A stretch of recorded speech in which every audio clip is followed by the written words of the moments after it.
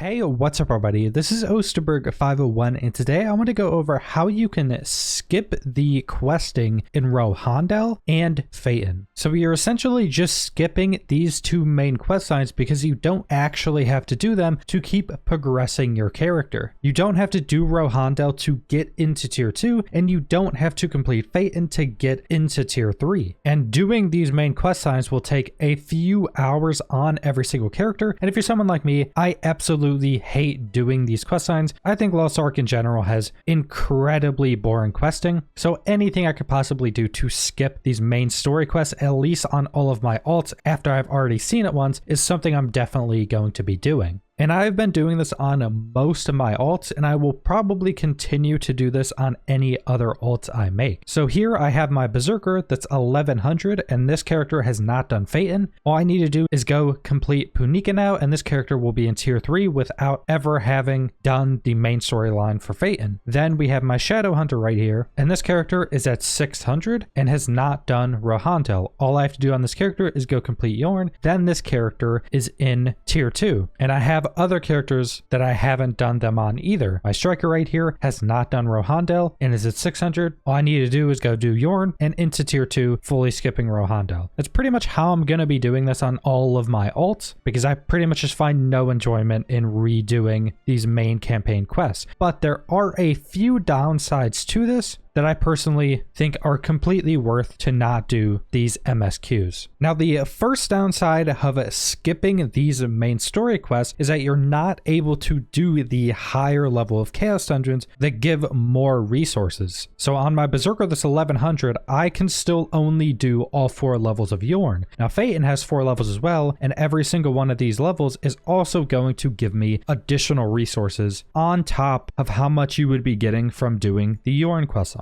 Now for alts, I think this is 100% worth, especially if you have a lot of alts like me and you have multiple alts in the same tier. So you'll have a bunch of characters building up those resources, and you can just put them all on one character if you want to get one character up more quickly. And also with having the events we currently have active, we have the Grand Prix event, we have the Casual Guardian raid event. We're getting so many more resources. You can quickly get characters through tier 1, tier 2 without needing the additional resources from completing Feiton or Rohendel to gear them up a little bit quicker. Now, one good thing about using these skips is it does not affect Guardian raids. Guardian raids aren't tied to any of the main story quests. So here in tier 2, I can do all of the Guardian raids on the character that hasn't completed Feiton yet. So this is a part that works in your favor and doesn't hinder you for not completing those specific continents. Now, another downside to skipping Rohendel and Feiton is that you can't do specific Abyssal dungeons. So if you skip Rohendel, you can't do the Phantom Palace dungeons, and if you skip Feiton, you can't do the Gates of Paradise dungeons. Now, specifically for the Gates of Paradise, I don't do these on any of my alt characters anyway. These are generally on a different level in terms of mechanics, especially trying to do these with randoms or different pugs. So I would end up just skipping these even if I had a character that was completed with Feiton. And in terms of resources, these aren't a massive hindrance to general resources. These are only able to be done once a week. It does drop your gold a little bit, but one of the bigger long-term hindrances is that a good way to go farm cards and legendary cards is to take your higher tier characters and go complete all of the low tier Abyssal dungeons, because even though you don't get gold, you can still get these legendary cards and random card packs from these. And if you say have a character that's in tier 3 that skipped Rohendel and skipped Feiton, you would have to go and do those main story quests before you could go back and do those specific Abyssal dungeons to try to farm up more legendary cards. And also, not completing these main story quests doesn't lock you out of that continent, because you can just do the first quest to actually go to that continent. Then you can just walk to all the different zones, unlock triports there, and you can go to anywhere on that continent you want without completing or doing any of the other quests for the main story of that continent. And that's pretty much all the big differences you're going to have from skipping Rohendel and Feiton. So essentially how I do it is when I want a new character, I just use my knowledge vault, boost that character up to level 50. That character in tier 1 now doesn't have to do any main story quests until they hit 600 and are ready to go into tier 2. Then when you want to go into tier 2, you go and do the Yorn quest line. You're going to pretty much have to do that quest line. And then that character is good good from 600 all the way up to 1100. Then once you hit that, you have to go do the main story quest in Punica, and then that character is in tier 3, having skipped Rohendel and Feiton. And especially if you're somebody that isn't playing 8 hours a day anymore, or you're in maintenance mode, this is definitely something that can be pretty helpful to you, not wasting your time doing the main story quest, and just getting all your dailies and weeklies done on all of your characters is generally going to be much more efficient. But that's pretty much all I wanted to go over for this video, so subscribe if you want to see more Lost Ark or other MMO videos, leave a like if you liked the video, leave a comment down below what you guys think about these skips, and thanks for watching.